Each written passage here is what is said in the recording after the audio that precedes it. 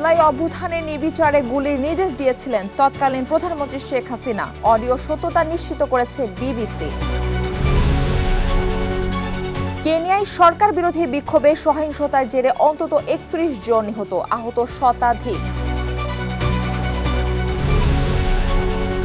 তেলের বিনিময়ে চীনের কাছ থেকে অত্যাধুনিক এয়ার ডিফেন্স সিস্টেম নিচ্ছে ইরান। প্রতিরক্ষা ব্যবস্থা পুনর্নির্মাণের জন্যই এই পদক্ষেপ।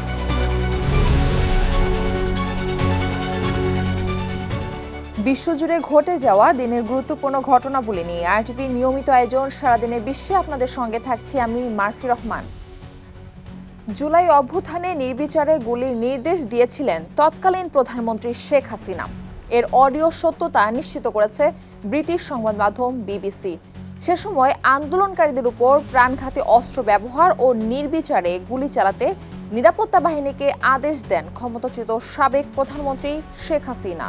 এক প্রতিবেদনে এই তথ্য জানিয়েছে বিবিসি। গেল বছরের 18 জুলাই শেখ হাসিনার একটি ফাঁস হওয়া অডিও কলের সত্যতা নিশ্চিত করেছে বিবিসিআই।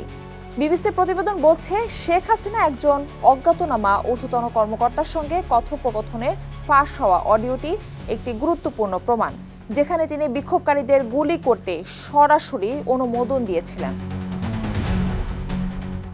কেনিয়ায় সরকার বিরোধী বিক্ষোভে সহিংসতার জেরে অন্তত ৩১ জন নিহত হয়েছে, এতে আহত হয়েছে শতাধিক। সাবাসাবা আন্দোলনের দিন বিক্ষোভকালে এই হতাহতের ঘটনা ঘটে।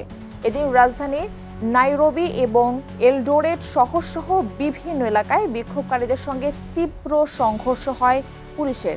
দেশটির মানবাধিকার সংস্থা জানায়, এ সময় পুলিশের সঙ্গে কিছু সশস্ত্র গ্যাং সদস্য হামলা চালায় বিক্ষোভকারীদের উপর। এরই মধ্যে বিভিন্ন স্থান থেকে ৫৩২ জনকে গ্রেপ্তার করেছে পুলিশ। এছাড়াও ২ জনকে গুমের অভিযোগ উঠেছে তাদের বিরুদ্ধে। সাবাসাবা দিবসে এই রক্তক্ষয়ী সহিংসতা দেশজুড়ে নিন্দার ঝড় তুলেছে। তেলের বিনিময়ে চীনের কাছ থেকে অত্যাধুনিক এয়ার ডিফেন্স সিস্টেম নিচ্ছে ইরান। ইসরায়েলের হামলায় ধ্বংস হওয়া প্রতিরক্ষা ব্যবস্থা পুনর্নির্মাণের জন্যই চীনের তৈরি বিমান প্রতিরক্ষা ক্ষেপণাস্ত্র সারফেস টু এয়ার মিসাইল সংগ্রহ করেছে ইরান। মিডল ইস্ট আই এর প্রতিবেদন বলছে, সম্প্রতি চীনের কাছ থেকে HQ-9 বা অনুরূপ অত্যাধুনিক বিমান প্রতিরক্ষা ক্ষেপণাস্ত্র সিস্টেম পেয়েছে দেশটি, যা ইসরায়েলি বিমান হামলা মোকাবেলায় সক্ষম। 2001 সাল থেকে ব্যবহার করা হচ্ছে এই এয়ার ডিফেন্স সিস্টেম। রুশ S-300 এর আদলে তৈরি হয়েছে HQ-9।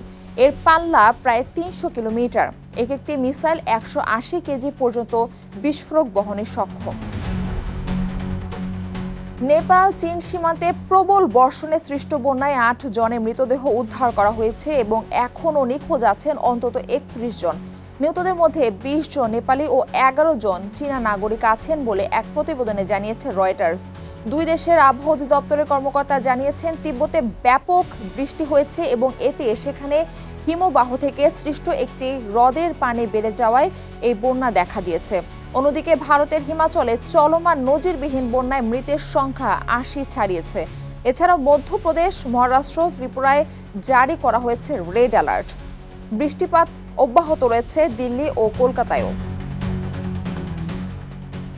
ভারতের গুজরাটের ভদোদরা জেলার পদরা তালুকায় গম্ভীরা মুজপুর সেতুর একটি অংশ ধসে পড়ে অন্তত 9 জন নিহত হয়েছেন। এ ঘটনায় মহিসাগর নদীতে পড়ে যায় অন্তত 4টি গাড়ি। বুধবার সকালে এই দুর্ঘটনা ঘটে। প্রাথমিক তথ্যে জানা গেছে, ওই সময় সেতুটি দিয়ে 2টি ট্রাক, একটি কার ও একটি পিকআপ ভ্যান পার হচ্ছিল। হঠাৎ বিকট শব্দ করে সেতুটির একটি অংশ ভেঙে পড়ে এবং গাড়িগুলো নদীতে তলিয়ে যায়। এক প্রতিবেদনে এই তথ্য জানায় এনডিটিভি। ঘটনার পরপরই ফায়ার সার্ভিস, পুলিশ ও জেলা প্রশাসনের সদস্যরা সেখানে উপস্থিত হন।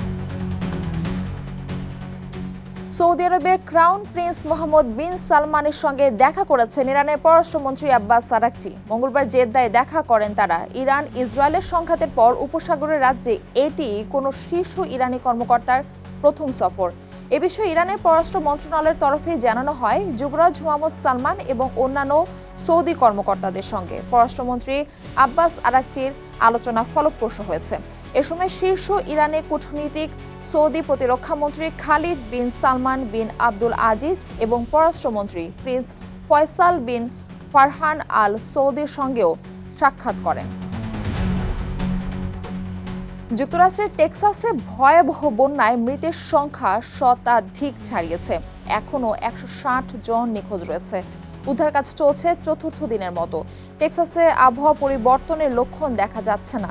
দুর্যোগপূর্ণ আবহাওয়ায় উদ্ধার কাজ কঠিন হয়ে পড়েছে। বিস্তারিত রাকিব হাসানের রিপোর্টে। ৪৫ মিনিটের বৃষ্টি কাল হয়ে দাঁড়িয়েছে যুক্তরাষ্ট্রের টেক্সাসে। সম্প্রতি প্রবল বৃষ্টিতে সৃষ্ট ভয়াবহ বন্যায় ব্যাপক হতাহতের ঘটনা ঘটেছে এই অঞ্চলটিতে।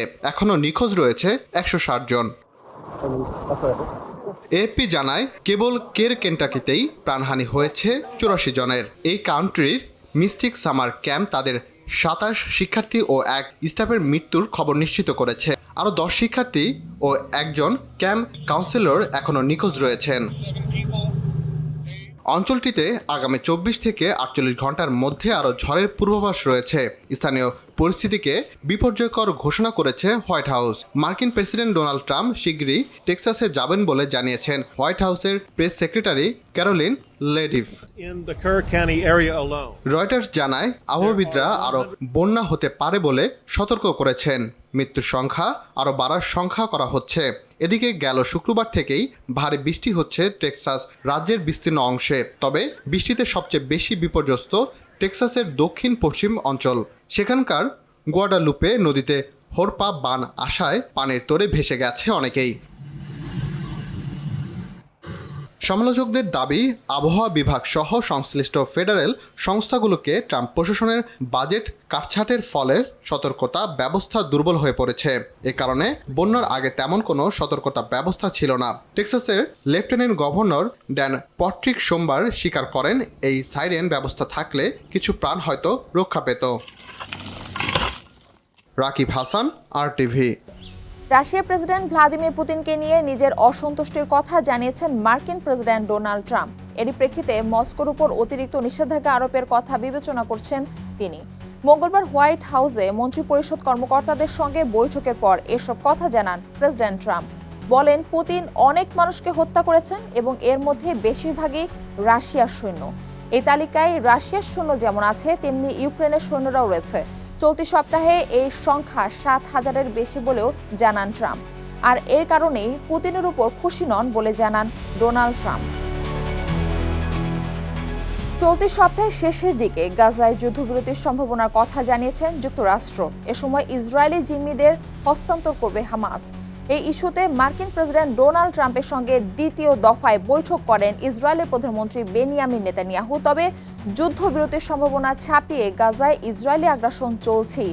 এদিকে সংকট নিরসনে জরুরি যুদ্ধবিরতির সঙ্গে ফিলিস্তিন রাষ্ট্রকে আনুষ্ঠানিক স্বীকৃতি দেওয়ার কথা বলেন ফরাসি প্রেসিডেন্ট ইমানুয়েল ম্যাক্রো।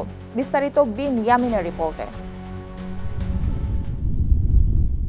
যুদ্ধবিরতি আলোচনার মধ্যেও হত্যাকাণ্ড চালিয়ে যাচ্ছে ইসরায়েল। জাতিসংঘের মানবিক সংস্থা জানিয়েছে, অঞ্চলটিতে এখন চূড়ান্ত পর্যায়ে জ্বালানি সংকট চলছে। আল শিফা হাসপাতাল জানায়, বুধবার সকালের মধ্যে তাদের শেষ জ্বালানিটুকু ফুরিয়ে যাবে। এদিকে ফিলিস্তিনের গাজা উপত্যকায় চলতি সপ্তাহের শেষ দিকে যুদ্ধবিরতির সম্ভাবনার কথা জানিয়েছে যুক্তরাষ্ট্র।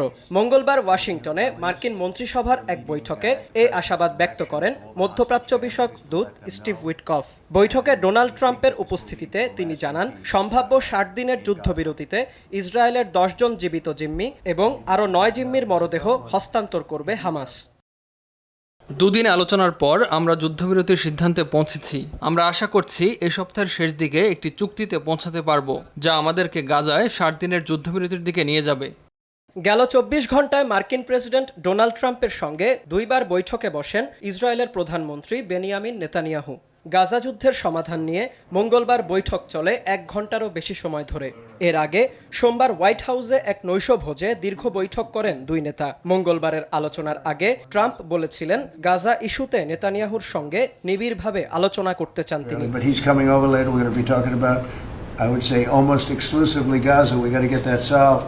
আমাদের এর সমাধান করতেই হবে। গাজা একটি ট্র্যাজেডি, আর আমিও এটির সমাধান চাই। আমার মনে হয় হামাসও তাই চায়।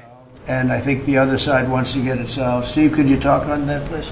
প্রেসিডেন্ট ট্রাম্পের সঙ্গে আলোচনায় মূল বিষয় ছিল গাজায় বন্দী থাকা ইসরায়েলি নাগরিকদের মুক্ত করা। সাক্ষাতের পর নেতানিয়াহু এক বিবৃতিতে একথা জানান। তিনি বলেন, হামাসকে সামরিক ও প্রশাসনিকভাবে নির্মূল করে গাজাকে ইসরায়েলের জন্য হুমকি মুক্ত করতে হবে। এই লক্ষ্য বাস্তবায়নেই হামাসকে চাপ দিতে আইডিএফ গাজায় ক্রমাগত হামলা চালিয়ে যাচ্ছে বলেও জানান তিনি। Because Gaza must have a different future for our sake, for everyone's sake. And no country will settle for less. We certainly will not. এদিকে গাজা যুদ্ধবিরতি নিয়ে সরব হয়েছেন ফ্রান্সের প্রেসিডেন্ট ইমানুয়েল ম্যাক্রন। যুক্তরাজ্য সফরে গিয়ে ফিলিস্তিনের প্রতি সমর্থন জানান তিনি। বলেন, টু স্টেট নীতি মেনে ফিলিস্তিন রাষ্ট্রকে স্বীকৃতি দেয়াই অঞ্চলটিতে শান্তি প্রতিষ্ঠার একমাত্র পথ। The state of Palestine and to initiate this political momentum is the only path to peace. Binyamin, RTV। আর এরই সাথে শেষ করছি সারাদিনের বিশ্ব। RTVর সাথেই সংযুক্ত থাকুন, মতামত জানান RTVর সামাজিক যোগাযোগ মাধ্যমগুলোতে।